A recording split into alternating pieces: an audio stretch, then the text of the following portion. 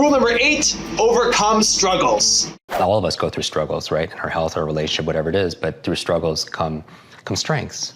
And people don't talk about this as much. And, I probably have a post-traumatic, stress from it, going through brain injury after brain injury.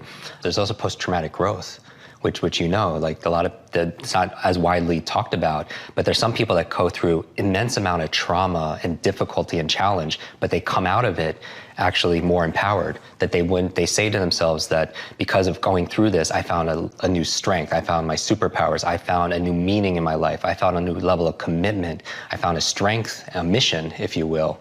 And they wouldn't, just a lot of them attest that they wouldn't trade that experience, no matter how painful it was at the time, for anything. And I find that growing up with reading challenges, and I couldn't read for an extra 3 years. I pretended how to read. And it's like the imposter syndrome. It's like they have this image of how they want to be projected to the world, and then they have this image of what they fear they are, and then they have their real who they are. But I think a lot of people are suffering and overloaded and overwhelmed, and they're depleted because they're trying to hold these images in place, and then be themselves also as well in different contexts. So that's why I love you, because you are the same on camera and off.